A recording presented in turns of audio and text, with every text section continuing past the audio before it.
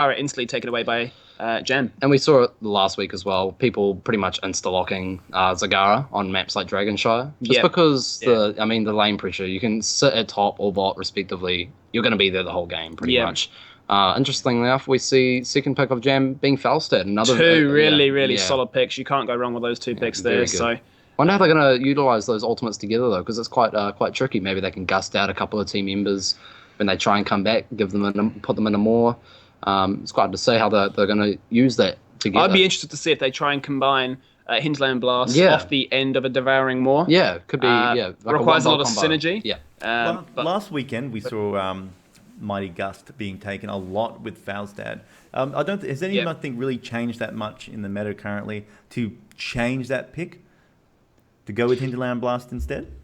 I would sort of agree. I just don't feel like Hinterland Blast isn't good. I'm kind of questioning as to why people don't pick it up, but I guess the easy answer for that it was only a slight damage buff. It's got a way 100. longer cooldown. Yeah. But the thing is the utility of the Mighty Gust is just so strong. I feel against the comp that they're versing an Oof and a Diablo. Those are the next two picks. Onyx have locked in. It's not really going to do too much. You want to try and disengage. Yeah. If you're trying to burst down one target, Divine Shield, cool. There goes your ultimate. You're one ulti down. Exactly. And Diablo, the beefy target of the years, you want to get him out of the way. Mm-hmm. He's going to be shadow charging all day. Yeah, very annoying target, especially early game. Diablo has so much presence in the early game. Really makes it difficult. They actually banned out Reyna on Jam's side. A very, very strong character as well. Obviously, a classic, been around for a long time. We don't need to do much explaining around Raynor. It's a very good pick. I'm not going to lie. Such a high DPS, 80 carry essentially. Yeah. If you come from other MOBAs like Dota or League of Legends, that sort of thing. And Jaina, of course, being banned by Onyx. So they've got their own mage. They're looking to ban out a mage on Jam's side, and that's a very good ban, obviously, because they cannot pick Lerma. Well, they're still deciding on it. They do go for it. But it's just looking at this. I'll let you go if you want. I was just going to say, there's not a lot of sort of high burst characters left on the field now. We still have options like Thrall and obviously Valor, but Valor's obviously more sustained. And really Thrall, like Thrall. Yeah, and as Jam, I don't think Thrall would be a good lineup running into that Diablo Uther Kelthus line. No. I mean, that's just so much CC stun and just displacement. That I don't think it's a good choice, but like, what other options do they really have? Falstad is be picking up a tank. It's just a question as to who they're going to pick up, really. I'm just looking at their DPS side. I mean, Falstad's DPS isn't too bad. Oh, ETC could be an interesting lock-in, but again, Onyx has just got options to respond to it. But as we said before, I think we talked about it a lot last week. The fear of the mosh pit sometimes is stronger than the actual mosh pit itself. Yeah, and they can use a lot of CC to actually slow that down. I was also going to say Jam is highly likely going to be picking up Vala, and sure enough, they did. I believe Vala obviously has the giant killer talent, which will be very helpful against Diablo in the later game, especially if he speaks for that high health pool. You just find heroes like Vala and Reyna just really... It's not a bad thing to be aiming the tank sometimes. You can really blow them down very quickly. So... it's always very interesting watching a really fast, reactive player. They get charged by a tank. You know what? I'm going to fight you. They don't really mind. So it's always nice. And Vala is such a nice kitey hero. I've been seeing a lot of multi-shot build coming out of her recently. If Onyx do go a rather beefy comp, we may see an auto-attack build coming out of Vala, going away from what's usually a multi-shot build, as you just referenced to there. The only thing I'm concerned about slightly is the ETC as a solo tank. I said it last week. I'll say it again. He's a very squishy tank. And he will be the solo tank because they need the support. They need a support, yeah. So compared to a Diablo, he's going to be looking to try and make things happen. And look at this. Onyx, they've locked in Frau. That's another disengage, another way of interrupting the mosh pit. Yeah. And the hovering Sylvanas gives you the silence as well. So ETC is going to have a very hard time trying to pick off the mosh pits, especially the big 3-4-man mosh pits. We've seen a lot of the time Ufa being combined. So he gets the Divine Shield off, so he can't be interrupted. And there we go. Look at this comp. They're definitely trying to punish the ETC. And I mean, even when we were talking about it last week, Diablo against ETC is kind of like a nullifies ETC because you're waiting for the mosh pit to come out. All you really have to do is drop the APOC, don't you? Yeah. And he doesn't have an Uther to Divine Shield him, so it's going to be quite difficult for him. The good thing about Onyx's lineup, like normally I'd see a lot of teams do this. They try and counter the ETC pick. And I feel sometimes they punish themselves, right? Because they, like I said, the fear of the mosh pit, they focus too much on it. But Onyx has picked a really hard-hitting team that can punish the mosh pit if it tries to go off. But they've still got Sylvanas for split pushing. I mean, it's quite a nice team that even if it wasn't an ETC pick, it's still quite devastating in team fights. Yep. They definitely have a really, really strong comp. I feel as if the way this is all going to sort of pan out is Shadow Charge goes out into your APOC, into your Silence. You're just locked up. You can't do much, and you just pick off a squishy target, namely Mao, VTC, or Vala, before they can even try and get an Ice Block off or a tumble out of there. So I feel as if Onyx have got the edge in this early game. draft. They definitely have an edge. They definitely do. Possibly the Sylvanas is up against there to try and counter what I can only imagine to be a Fausted split push later on in this game. But it's really a case of who's got a better synergy. This map is all about rotations. So. Yeah, I mean, and if they have great map control, Jam, looking at their team comp, they have the early game damage. They can certainly pump out some bursts if they need be, if they're in an early game team fight. That being said, though, they don't have the early game control, so they can execute it well and pump out the damage. But Onyx have a team comp which doesn't really allow for as much failure, essentially. You've got the mechanics, the nice just targets, stun targeting, and, you get stunned by Diablo, pulled over into a Uther stun, Thrall hits you with a crit or two, you're not going to survive, are you? Especially with their squishy team comp. They can definitely pick off targets one by one, but Jam going to really try and abuse the fact that they have a Zagara to get the early game pressure and to get the early game control and try and snowball from there. So we'll pass it back over to you guys. I'm sure the lobby is just about to spawn and get into this first game.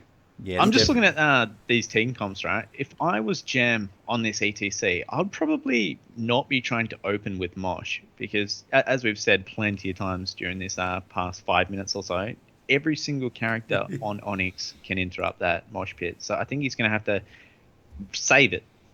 Or use it for the one-off pickoffs where there's no other allies around that character, rather than trying to get these 5-man mosh pits that just aren't going to happen. I think the person they really would optimally want to get the mosh off on is Uther. If they can lock down Uther, the stuns have come out from Diablo, he charges, Thrall pops his ultimate, Kalthas is trying to combo someone but they get topped off, and then Sylvanas is already ultimated already. That's a perfect time to mosh pit onto Uther. He can't Divine Shield, you blow him up as fast as you can.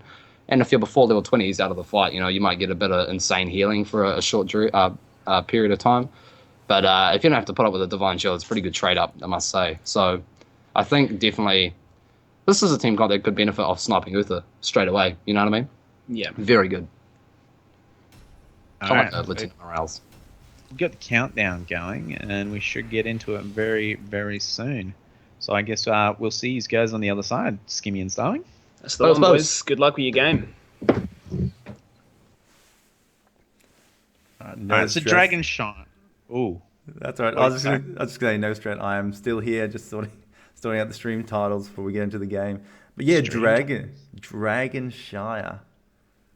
I'm just looking at these two teams, right?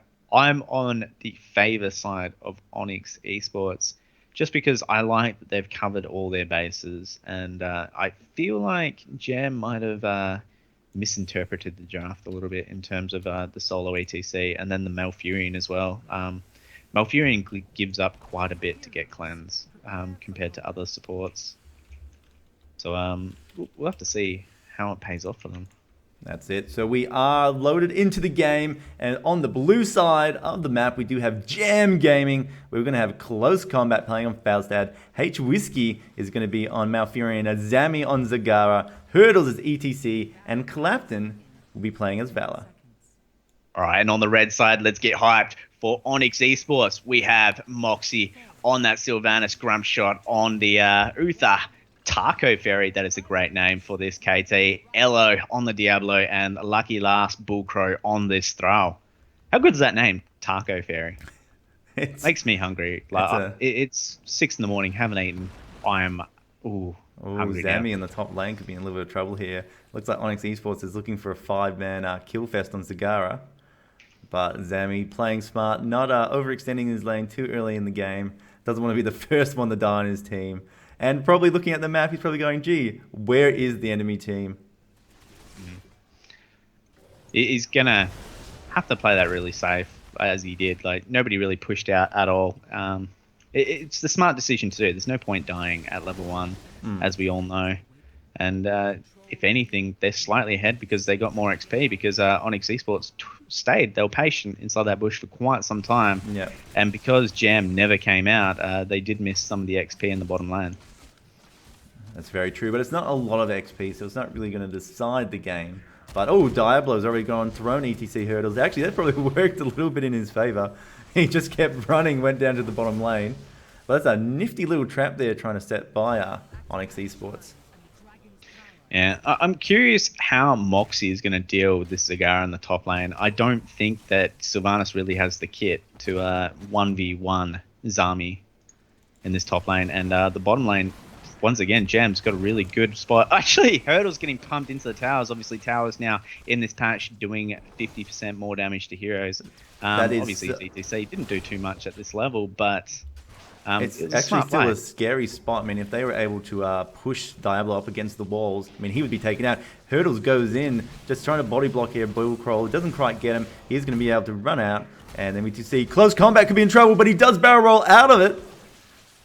Yeah, and the Roots coming in afterwards, saving them. Yeah, Sylvanas in this top lane isn't even trying to contest the top. He's just like, you guys need to take care of bottom. Make sure you guys control bottom, and they just never will get the Dragon Knight. So Taco Fairy was a bit in trouble in the mid lane, but he did manage to gravity lapse out of the way using his trait. And then Hurdles again rotating down to the bottom. Then Stun comes out, but no one really around to engage or really do much. So both teams are kind of just dancing around each other at the moment. They're not too keen. They're more interested in just holding the shrines as opposed to actually trying to do anything.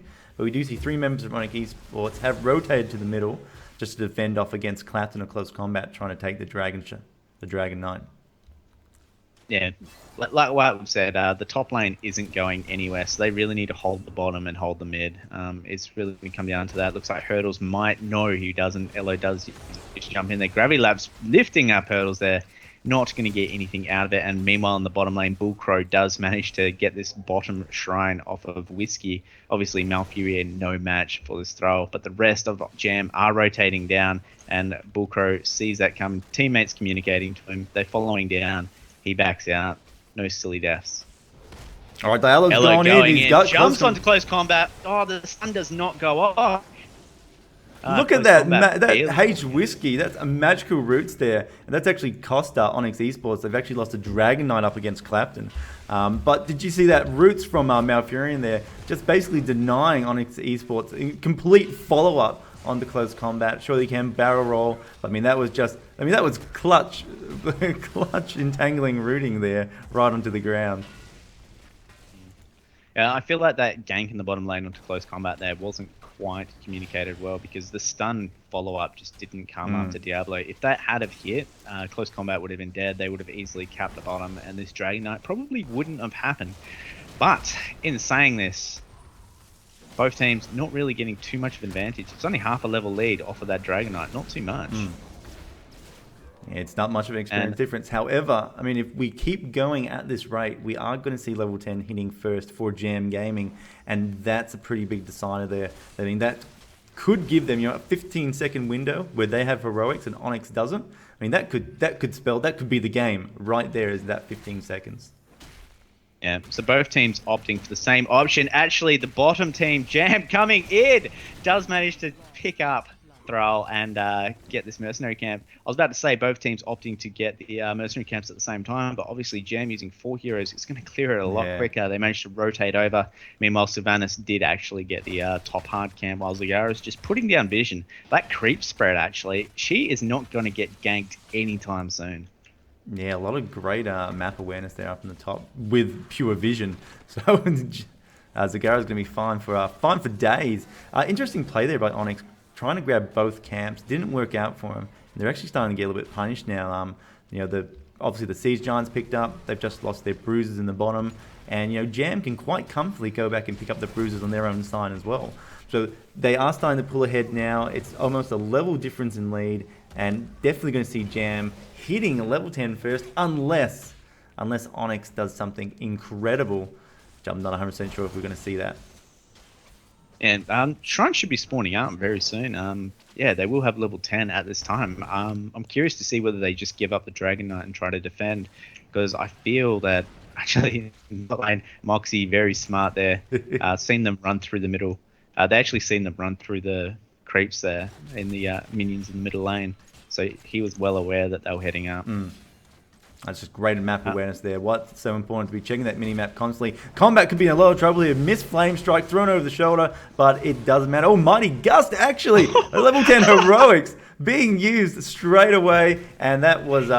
We said about this, such the ETC's mosh pit goes off. It's a 3-man mosh pit. Is anyone going to be able to die here from Onyx eSports? Mole comes out, securing 2 heroes in place. It's definitely going to die for there. Grump Shot still alive, but we're going to see Bukro fall instead. Elo could still die from here. And now he does manage to get away. That was great by close combat. I was about to like compliment Onyx eSports on chaining their CCs. I mean, there was no second that they overlapped those stuns. As soon as he got lifted over, he was gravity lapsed up. As soon as that was just about to enter, the judgment came down from Uther. And I was thinking, like, this is, they're synchronizing their stuns, communicating really well. And then the Mighty Gust just comes out, pushes them into the towers, and just completely turned around. Did not expect that coming. And close combat will pick up this Dragon Knight in the middle here. And hopefully they can get a little bit more value out of this one. Although Onyx eSports does have level 10 now, they can defend with their ultimates this time. Quite a few already been used on the side of Jam. They should be coming off very soon, but for some reason my talents aren't actually showing up the top. Oh, when you mouse Are they showing up the top for you? Nah, there's a bit of an issue going on. Alright, we got Target Fan and Bullcrow heading up the top, trying to do something, gets 3 members from Jam Gaming. Just slow down their assault there. They originally did have about 4 or 5 members dealing with that Dragon Knight, but now they've tried to split it up. But look at this, Zami in the bottom lane, is doing a great job pushing that bottom fortification. I mean, we got Jam pushing in on 3 fronts here. Onyx then is struggling to respond to it in a timely manner as well. I'm actually surprised how much Grumpshot is taking down this Dragon Knight, considering he's doing it by himself on this Uther. It really shows how much extra damage these towers actually do to Dragon Knights. Well, that's it. It's a bit of a... actually, Thrall could be in heaps of trouble in the top lane. We are going to see Thrall taken out by Jam Gaming. That's going to reduce damage on Onyx eSports by a little bit. Oh, Kelthus could be next to goal. He has been mauled. And Falstad coming in to say hello. And that's it. 2 members dead on Onyx eSports side. Jam Gaming just starting to really, steamroll this game into their favor. Yeah. It's certainly it's about to be a 3-level lead, but I still feel that Onyx eSports are doing some really good plays, and I feel like they can still come back. It's not do or die at the moment at this stage, because as we've seen, they've done quite a few really well played things that just haven't worked out in their favor. Like, for instance, close combat living on 1 HP earlier and managing to gust them away. So hopefully they can get some more plays like that happening. But at this stage, 3-level advantage, Jam's like, you know what? We don't need to spread the jam anymore. We're just going to keep the jam all in a jar. All 5 members stay together. Nazebo style, we're going to throw the jar of jam at you. Yep. All the jam spreading at once. Was there a little bit of Woolworth style there? We'll put the tarantula in the bag. But yeah, so they were going to stick together. The only person that's really splitting off should be close combat, because he can easily just fly in behind and engage when they need to. But it's really going to be hard for Onyx to come back at this stage.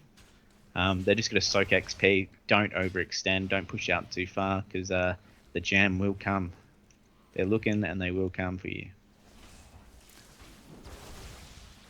Alright, so Hardcan's been picked up in the bottom line for Jam. Onyx eSports still pivoting around middle and bottom, just trying to get as much XP as possible. They're trying to get level 13 before the other team, Jam gets level 16. What's Onyx play here? Do they do a heavy defense of the mid and just deny? Look. Oh, they're actually going to go into middle. APOC going down. Hurdle's taking quite a bit of damage. She just walks between all the APOCs, using Mosh Pit on nobody, but the Gust pushing Elo back into the towers. Whiskey, very low HP. Diablo is on him. Thrall's trying to get to him. The stray from Clapton, almost completely getting off, except for the interrupt from the judgment of Uther, doing quite a bit of damage there. And Onyx, I feel like they chased Whiskey a little bit too much there. and didn't work out in their favor. They did have Thrall and Diablo, their two frontliners, running after their support that was safely in the back. And Grumchat will be taken down. I was going to say, when you asked me what do they do, I was going to say, don't actually engage. You're about to hit level 13. Kael'thas is going to get his Chain Bomb Power Spike, and you might be able to defend just by throwing out Chain Bombs and Phoenixes.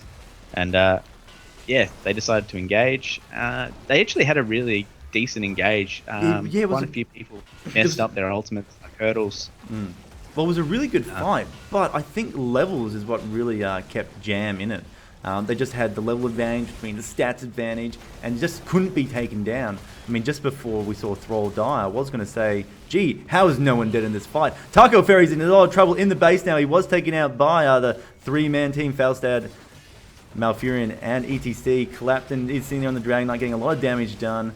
Actually, taking a lot of damage, actually, more than probably the correct phrase to say. And I mean, losing Kael'thas, I mean, that was just a bad spot in this siege right now because they just got no good AoE damage without Kael'thas on the board. Yeah, the Kael'thas really needs to stay back and just throw out those chain bombs. Try to stay at max range at all times. Poke them to death, basically. But doesn't quite work out that way. Elo and them looks like they were about to engage on that. I don't think they should have, but luckily they didn't. They thought about it, but yeah. Alright, so Jam looking to pick up their hard camp in the top lane. And, sorry, I should say bruiser camp. I'm so stuck in my old ways of, like, alpha and stuff. I call them, like, easies and hards and boss, rather than calling them what they've been renamed to. I should say bruiser camp. Old man happy rage. Yeah, old man happy rage. Mate, I still call Falstad's Hinterland Blast Shock and Awe. Mate, that was the best name. Why did they change it? I have no idea. Had to be anyway, more. It looks like there might be a bit of a fight in the middle. All 5 members for Onyx are there. I mean, Jam want to engage right now. I mean, this is a fight Jam want to take, not just because they'll win, but because they've got mercenaries in both top and bottom lane. I mean, just the distraction factor. I mean, change that. They're about to have mercenaries in all 3 lanes. It's just that spells a little bit of disaster for Onyx. And look at that. They know they're there. They want to engage, but they know it could be a bad spot. The silence has gone down. Apocalypse, it is a bit of a tight corner, grabbing most members of Jam Gaming. We see them all come out on Uther. Bit bad. Mighty Gus just there, pushing back Taco Fairy. And we're going to see Clapton kill Kael'thas in a second. Divine Shield's going down on Thrall. And Onyx is just falling apart. Valor finally taken out. But, I mean, look at this. This is about to be a 5-man wipe here. Grumshot about to die. He has fallen. Elo's gone back in. Last man standing. Trying to do something, but I think it's just for a show, folks, because that is it. The first game after this. Is this the end, Happy Rage? Oh, yeah, definitely the end. Elo, I've noticed through this game, Elo really wants to kill Whiskey. Like, he's chased him quite a few times. Comes back, he's like, you know what, we've lost. I'm going to kill you, Whiskey. You are a dead Malfurion. But, yeah, first game is going to go in favor of Jam. It was really interesting. I still think that this could go to game 3 in the next match. I'm not counting out Onyx at all. Oh, there he is, and that 100% now confirmed. There is no denying it. The first game will go to Jam Gaming in this best of 3. Yeah, really, really good game. Yeah, GG. But I totally agree with you. I mean, this could still be a best of 3 series quite easily. I mean, Onyx they drafted really well and they played really well, but what they got caught out. That's what happened. Thrall got caught in the top lane and died early on. We also saw, I can't remember the heroes or the players, but when they grabbed the siege camp early on, Jam came across, killed them and took the siege camp. We just saw lots of little opportunities like that in the game that Onyx lost to, and they were really the compounding fact. After that, I mean, it was just a matter of levels. I mean, Jam had the levels, and they were just going to win most engagements out from there by pure numbers. But what I'm going to say is that was really 50-50 the entire way until that play on close combat where he didn't die and they got the gas. They got the level advantage. And then after that, I felt like Onyx were tunneling a little bit too much. They weren't looking. They're looking at the heroes that were right next to them rather than the heroes that were around them. For instance, there was a strafe that got off. And by Clapton that didn't get interrupted at all. And I actually saw in that time, I think it was Taco Fairy threw out a gravity lapse onto a different target. And I'm just thinking to myself, you guys need to communicate and shut that out. And then, we saw Elo and Bullcrow tunnel onto Whiskey, trying to chase him into that backline, completely leaving their backline undefended. And I feel like they were tunneling a little bit too much. They might have gone on tilt after that moment, but hopefully they'll bring it back. And I'm keen for game number 2. It was a good game. I mean, the fights, even with the level difference. I mean, Onyx put up a really good fight, and they kept themselves in there. And the fights drew out. They weren't long fights. They were very long fights, I would say. It could have been a little bit to do also with Jam's list. They did take a bit of a sustained list. You got Valor, Nut High. Foulstab probably was the only person I would say is could be bursty in nature, depending on how you build him. But the other, like everyone else, ETC, Zagara, Valor, their damage is quite sustained over time. And ETC didn't even take follow through, took just rocking at level 7 instead. So he even wasn't doing that extra damage. Yeah. I mean, like I said during the draft, I was more of a fan of Onyx and their comp. I felt that, later on, as soon as they acquired ultimates, they would definitely have the edge. But we were saying before too, Jam definitely has an early game snowball with the Zagara for the top lane control. And if they could keep riding that snowball, then the game would be theirs. And we saw that was sort of the name of the game. As you mentioned, Fausted, huge play in the mid lane with the Mighty Gust. And he's, probably on like sub 100 HP. It was probably screaming away in TeamSpeak to the rest of his team members there. But 4 levels in the end is an advantage. You must be feeling confident enough that one going into your second draft. And best of 3 series. Hopefully they aren't tilting too hard. All right, so sorry guys, excuse me for a second. I just need to update scores and things like that. So I'll be quiet for a moment. Nice. 1 second. I'm just answering questions.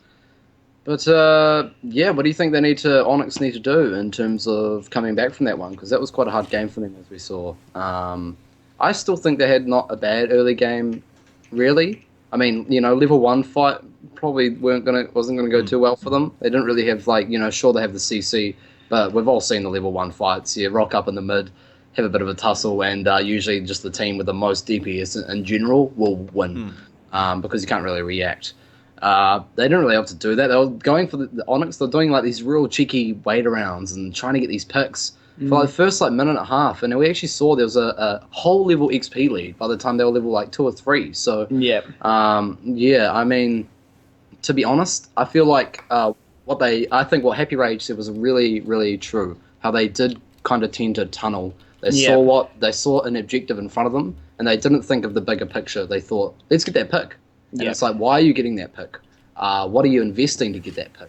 So maybe they just need to slow it down and weigh up their options a bit more.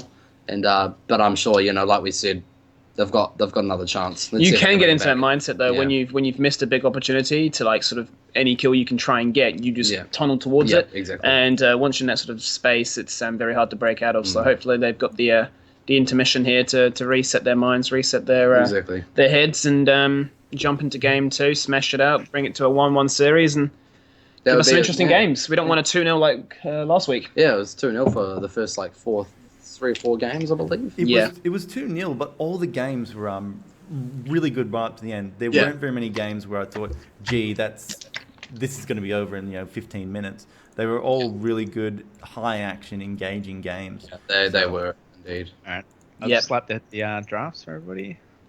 All right.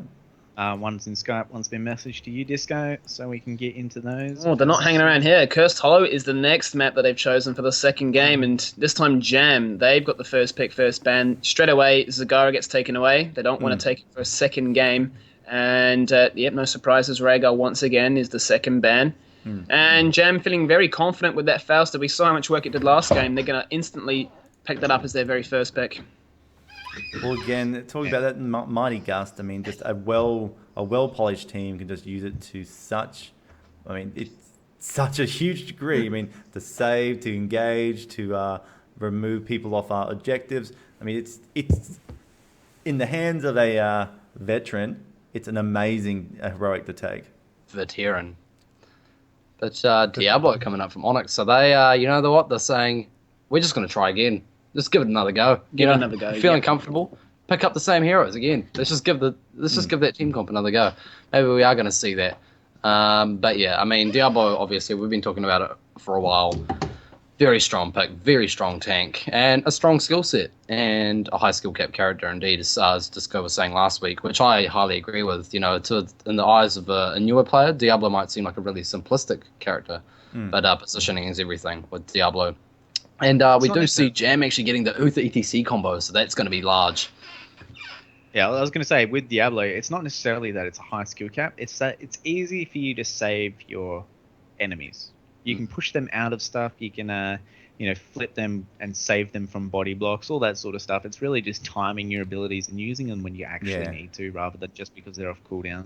He's a punishing hero. If you make a mistake, it's a 10 times punishment for yourself. Could have got a hero kill? Yeah. Nope, you just saved him instead.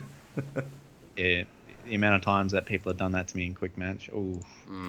It's an interesting one here. Jam removing Thrall from the lineup. Onyx removing Jaina as well. So again, Onyx is just trying to deny those sort of burst characters. But Jam removing Thrall, knowing that Onyx would get the next 2 picks, and that was a sort of a hero they picked last round. Jam's done a really good job here of kind of pushing Onyx a little bit out of their, well, what we saw last round comfort zone. They've removed their Thrall pick. They've denied the Uther by taking himself, probably obviously their preferred healer over Malfurion. Onyx picking up Reyna. What do you think we're going to see next in the lineup here? Never mind, a Valor has been chosen. Yeah, they're getting all the damage out here. They're not leaving any real options. I mean, they banned Jaina away. They're taking Reyna and Valor, and that doesn't leave too many great options for Jam. Well, they do have the Uther ETC, but who's going to follow it up? They've only got Falstad, which is hybrid attack mage character, and if he goes Gust, that's a lot of damage lost. He might actually have to go Hinterland's Blast if they do pick up Valor. Yeah, that's going to be a bit painful for Jam. I mean, and Onyx looks all right. Oh, actually, probably maybe switching to Sonya. Yeah, I could see the Sonya being picked up as well, but I feel like the Valor denies Jam a lot more. Yeah. But Sonya's still a safe pick. It's still a good pick. The slam changes, honestly, I haven't even noticed a difference. She still is a beast. So, I like the Sonya pick personally because I feel as if Jam could have just gone Sonya Tessadar as your comp. You're just extremely tanky. You've got protection for the ETC, as we mentioned for the last draft. The Divine Shield have gone to ETC. Sonya's an absolute beast when he's got Uther and Tessadar behind him. And Failster can just sit at the behind. If he gets in trouble, he just gusts away. So I like the fact that they did pick up the Sonya, especially with that Thrall ban. Jaina once again taken away, so they don't want any wizards amongst in this draft. But it's really where Jam go from this one. They could pick up the Valor like last game, just keep having a sustained DPS, or they could go in different directions. Really, it's going to be a case of what they're feeling comfortable on. What map are we on? Cursed Hollow, Leoric. I don't. That's a really tough one. I mean, Leoric's a great hero, especially if you can get some wonderful entombs off, but I don't know if it really fits with an ETC. It would be a bit punishing against Onyx. I mean, none of these heroes really have a good way to escape out of an entomb until hit level 20. Or Sonya, can she chain out of an entomb?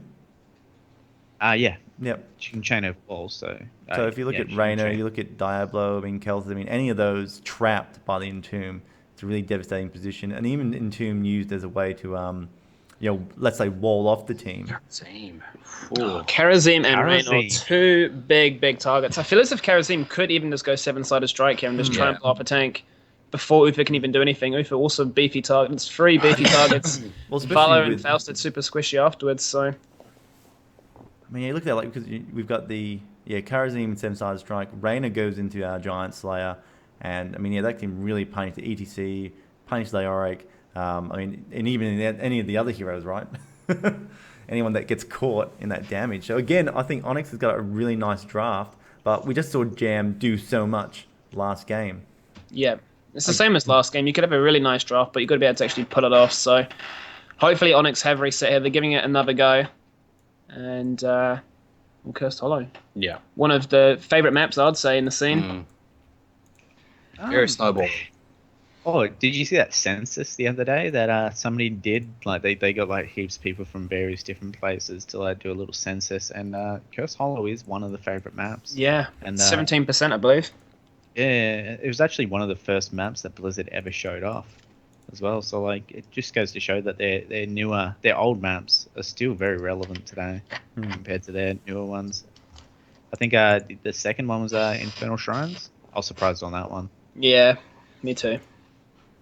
Well, Infernal Shrine, like, when it first came out, was not liked at all. But there was slight changes in scaling to the Punishers and the amount of minions you have to farm to actually summon them.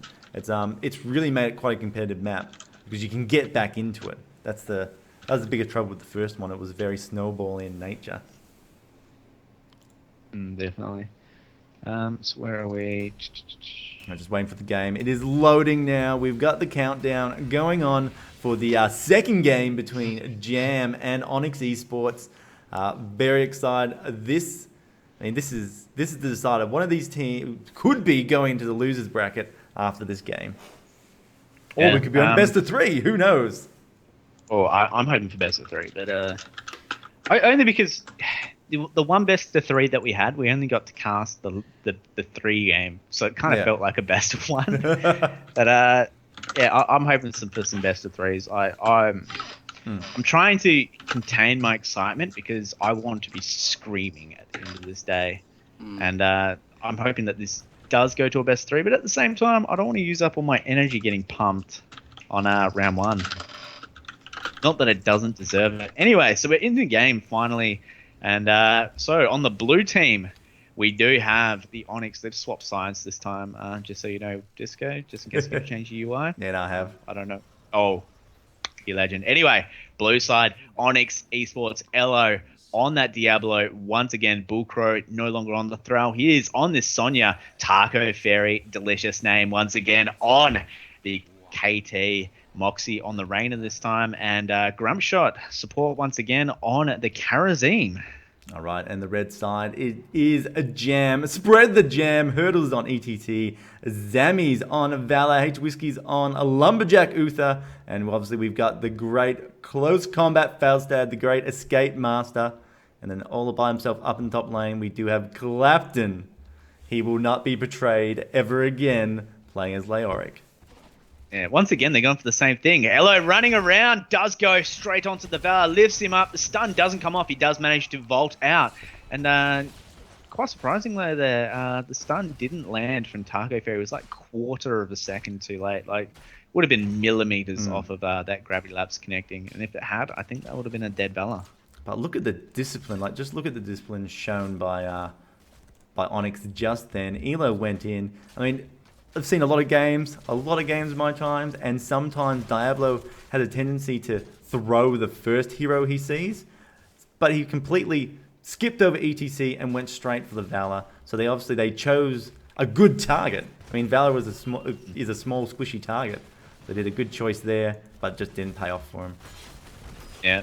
All right, so they did once again. They missed out on a little bit of XP in the top lane because they were staying around this gank for a little bit too long. The tri lane and the bottom lane, Jam is rotating down now to deal with that hurdles. Oh, Moxie using the penetrating round, and they weren't inside that bush. Grumpshot goes to walk in there. Karazim very low damage and does get taken out. That was really well played, right? Moxie used his penetrating round to scout the bush. There was nobody in there. Yeah. But at that exact second, they were walking into the bush. And, unfortunately, Grumpshot does pay the price. And in the middle lane, they're rotating up for Elo now. Elo, no form of escape at this time. But he is the Lord of Terror. He's just going to walk out of there. Health pool too big. Yeah, that's it. I mean, it was a nice rotate engage on the Diablo. But he's a tank. He can take a few shots. Yeah. Interesting lane. Clapton versus Taco Fairy. I don't think the Kalthazard can really do enough damage at level 1 by himself. And Clapton is just wiping out these creep waves. Not that Taco Fairy does not have any lane clear, but at this stage, you know, Kalthazard, sorry. Yeah, not Kalthazard. KT. Kalthas. Kalthazard is a wrong third most won hero. I know. I was watching. I was looking at that just earlier at that census. I don't know why I got that stuck inside my head. Happy absolute idiot as always. And Elo, no hurdles, going to jump onto him once again. But as the Lord of Terror is, he will just walk out of there. A little bit of a firestorm around him as usual. And close combat going for this capture. Can they stop it? I don't think they can. Moxie trying to get close enough to use penetrating round. Does not make the distance. But Elo will pay for it. No, he won't. He's just going to stroll out of there. Yeah, I think you're right. It's if they really try to engage into that. I mean, Taco Ferry didn't come down. He's obviously trying to soak a little bit more experience, gain a lead. So we do see a lead advantage. Oh, not a lead advantage. They're catching up. I mean, sorry, I didn't see that level difference. Trying to catch up. I mean, they just really couldn't take that fight without ETC. Sorry, without Kelthus. He just wasn't there for the damage. They're really focusing on Elo in this middle lane, and so far they hadn't been able to take out this Diablo at all. Just too much health pool, and but they are getting a quite good push in, getting that XP off these towers, off the gate, and securing that little bit of a level lead. Onyx is there was a little bit of a trade going on here. Onyx was in the bottom lane. I mean, Diablo, tri-lane mid. I mean, he's not going to be able to do much against that, right? But we see Onyx. Then they realize that. They go like, this tri-lane bottom has to push hard, and look at that, they've actually pushed in already. Both towers are down and the wall is down, and it's the same for the mid lane. So they're doing a good job making sure that neither of the tri-lanes are getting an advantage over each other. Yeah. Well, Jam did actually just clear out this middle lane before, and they will miss out on the XP, but they do get the Bruiser camp marching in right as this tribute is going to teleport in. Close combat. Coming a little bit close to danger there. Barrel rolls out. Elo frontline. Both teams level 7 actually might get level 8 on Jam's side. And we'll see how this actually plays out. Close combat taking quite a bit of damage from Bullcroaks, forcing Falstad out and Hurdles out. Looks like that they will actually get the advantage here, Onyx eSports. The tap does come out from close combat. Elo half HP. Grumshot taking quite a bit of damage on this Karazim, but close combat just poking around the bottom there. And neither team really committing too much onto a specific target other than the close combat being forced out. Chain bomb being used, and they are very slowly pushing Jam out. But at the same time, Hurdles going in. Elo taking big damage. Hurdles will be able to walk out of that. 1 HP. Moxie walks up, shoots him in the face. He's a dead cow. And Clapton, very low HP once again. Close combat, very low HP. 1 for 1. Close combat, doing the smart thing now. Just going to back out. The power of Falstad. He will be able to heal up at this... at the well and then fly back in. Both teams still Jam is actually getting the advantage now. Moxie will get taken out, and the Gravity Lab's gone to 3 targets, but Grumshot might pay the price. Yes, he will. And Jam getting this tribute once again. That was kind of a really messy team fight. Like I was trying to watch so many things at once, but the thing that pointed out to me was the close combat, just staying, poking, and then that really kept splitting up Onyx. Like they had them to go down. They want them in the back lines, killing on their heroes because they've only got the single tank. You know, Sonya, she's bruiser, but she's not really tank. She's not a tank at all. And in between all that, while that was going on, we had mercenaries in the middle lane for Jam. So Onyx constantly, we've got to take a fight. We've got to deal with Falstad. Oh god, there's mercenaries in the middle. Like, could you imagine just the stress levels? And you just saw it there. They just made that little mistake. They engaged. Again, Diablo went in and engaged a little bit too deep, too early. And we're talking like a single step forward as well. We're not talking a huge. One thing I noticed, right, I didn't even think about it at the time, but like reflecting on it now in hindsight, close combat, when he kept poking in, they kept focusing their attention on him. You can see all 5 heroes. As soon as he poked in, they would dart downwards. So it was kind of allowing the rest of Jam to, he was perfectly safe. It allowed him to follow up. It allowed Jam to follow in and constantly push back Onyx. Just the next tribute's up, and level 10 has been hit for both teams. So there'll be an interesting one here. ETC's been caught. Diablo goes in. Apocalypse has gone out, connecting only onto Leoric. The big ETC mosh pit's gone down, holding down Rainer. A lot of damage being lost in that effect. But we do see Diablo fall in that engagement, and Jam again just appears to be having a little bit of advantage. But the tribute looks like it is actually going to go in Onyx's favor this time. Yeah, they did win that level 10 fight quite well. Very well played by both teams there, actually. A lot of synergy being used with quite a few skills. Hurdles and Whiskey teaming up their Divine Shield and the Mosh Pit. It did only get the Reyna, but that was enough. That's it. And then the huge amount of damage coming in from the Hyperion afterwards. Like, even though Reyna had to back out, he still had quite a bit of damage going in. Well, it was a nice split. That was the impressive thing there, is that ETC could mosh pit in safety because the rest of Onyx were on the other side of his team, so they couldn't get through to really put a stun onto him to prevent that mosh pit, and that just really held down Reyna. I believe it held down Karazim or Diablo as well. It held down 2 heroes. It was a very good mosh pit. And we do see Jam have picked up the boss in the top lane, and they're straight away rotating down to an engagement, trying to distract Onyx. Great ploy here, and Onyx is just trying to retreat. Taco Fairy's been trapped in the Entomb, and that is definitely a kill. He's got no escapes. And, we talked about it. That Entomb, is it going to do anything? Is it a good choice? Well, right there, right then, it was fantastic. And it did that walling effect as well. Really prevented Bullcrow from coming back to being able to actually do anything to save his teammate. Yeah, prior to that, actually, Clapton was distracting him in the middle lane while the boss was coming up. And basically what happened is, they were chasing after Clapton, and then Close Combat just flew down, took out Moxie as well. I don't know if you actually saw that, but boss going to be pushing in. Meanwhile, the Tribute did actually spawn for Onyx, and they did pick it up. So the next Tribute actually can't be predicted because it will be the 5th Tribute. So nobody will know in advance where this Tribute will spawn in. For people that don't know, there's actually a little bit of an algorithm, at least, for where the Tributes will spawn. The first 3 in a row, only can they spawn once per column, so like right, middle, or left, and only 2 per hemisphere. So you can kind of, if 2 spawn in the bottom hemisphere, you can predict that it will always be the top hemisphere and whichever column it wasn't. But you can really predict some of this, and luckily it does go in the favor of Jam. They're in great position. Onyx had to deal with this boss. They won't be able to get there unless they pop the Apocalypse, which they're not going to do. And they will get cursed. Moxie taking quite a bit of damage, being forced out. The Entomb coming down, but 7-sided strike doing so much damage on this Karazim, but then the invulnerable ETC coming out.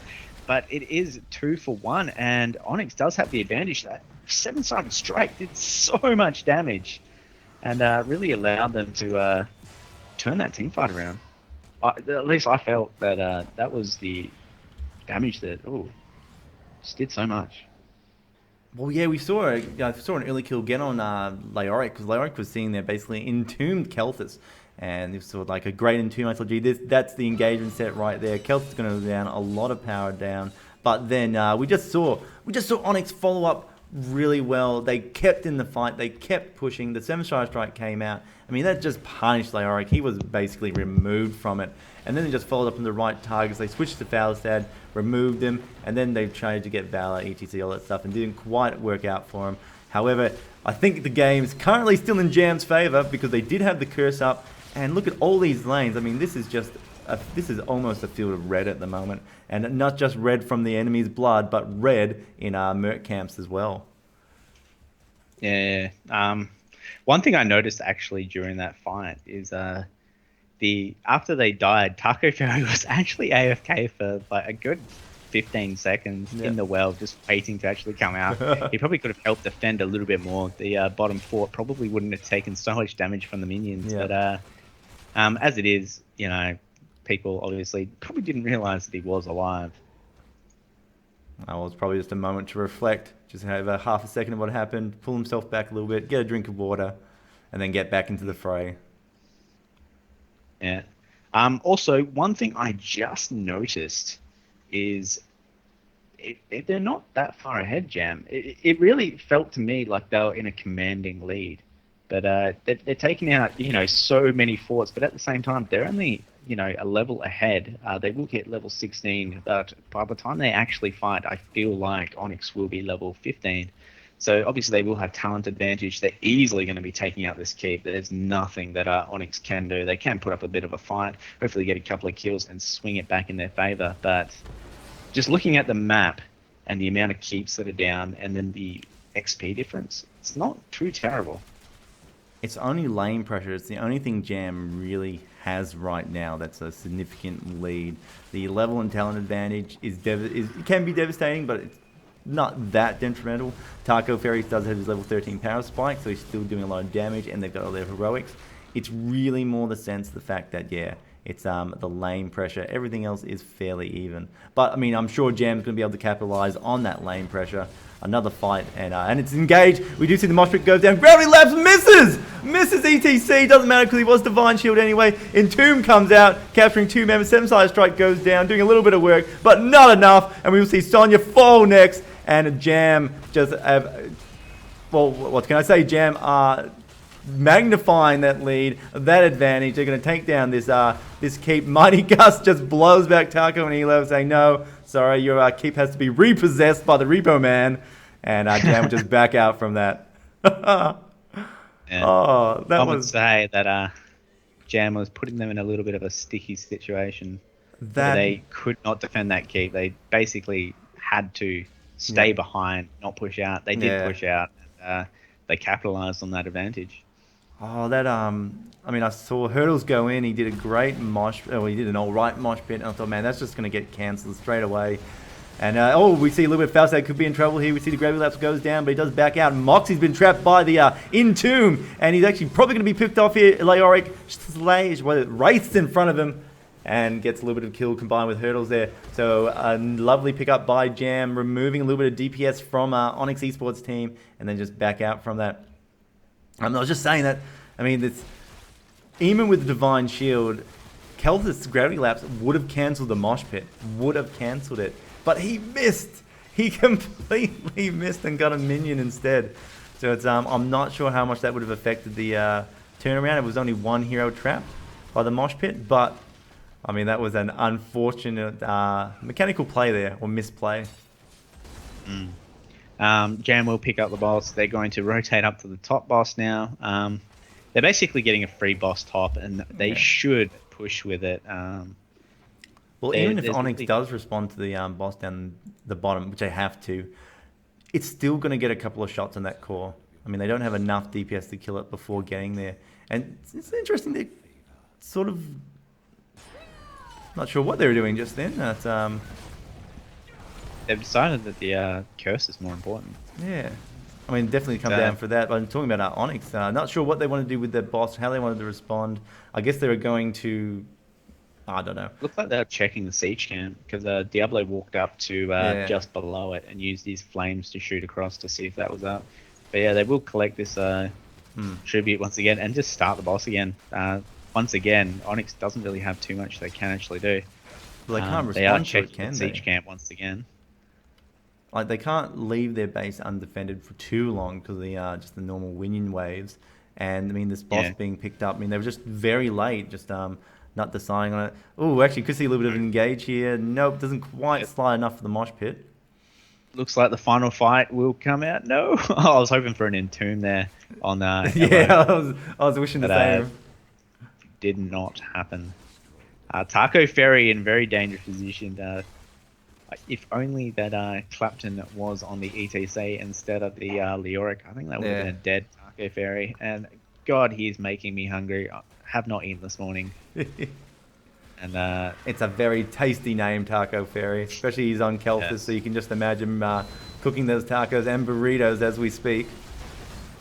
Yep. And actually, speaking of in danger, the Gravity Lapse comes out. It will stop close combat from deciding if he wants to follow up or not. Entomb comes out. It is on Karazim. He could quick move out of it. And then they're doing a good job here of backing him out. No one's dying just yet, but they could be alive. Bullcrow could be falling through.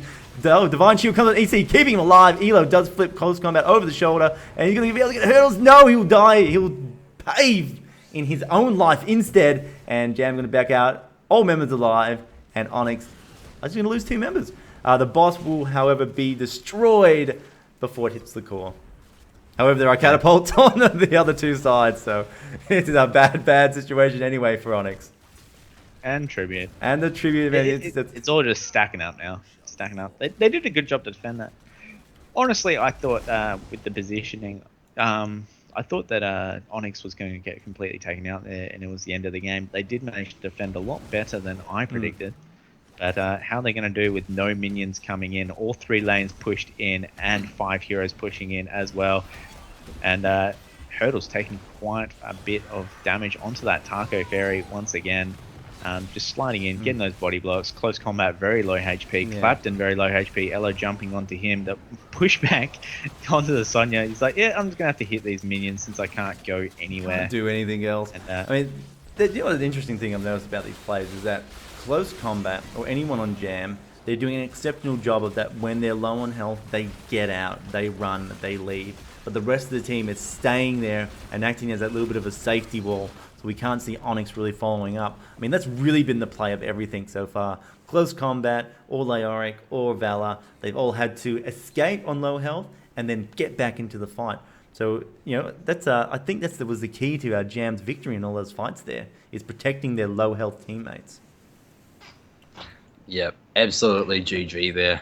Those Divine Shields, absolutely solid. Yeah, the Divine Shield's really on point. We harped on about it during the draft. ETC, so many mosh pits he could get off there uninterrupted, and really locking down so many different members. Doing a great job. But they were positioned so well. I mean, one of the notes, I think, that the thing that really takes it, gets a piece of cake for me, I'm just so excited about this one moment, is the mosh pit early on where he captured, I believe it was Reina, and I think it was Diablo as well, but Onyx was split. They were split in half, and you sort of had Jam in the middle of the Onyx eSports, and there was no way that they could get to the ETC to stop him, to cancel the fact he was holding 2 of their members. There was nothing they could do, and I think that is such good plays, because that was responding to their team composition, going, look, they've got lots of ways we can cancel ETC. So we're going to look for those times. If ETC goes up, we go left. We go into the enemy, make him split, and have ETC capture 1 or 2 in a mosh pit, and just protect. We don't have to kill them. We're not focusing on killing those guys. We're just preventing the other ones from following up, and hopefully they make a mistake and they make a misplay. And we saw that a couple of times. Even Kelsis, he missed a gravity lapse on an undivine shielded ETC during a mosh pit. So there's just a lot of pressure coming out from gaming onto Onyx in just so many ways. Great game to watch. So mechanically well played by Jam. Yep. #spread the jam.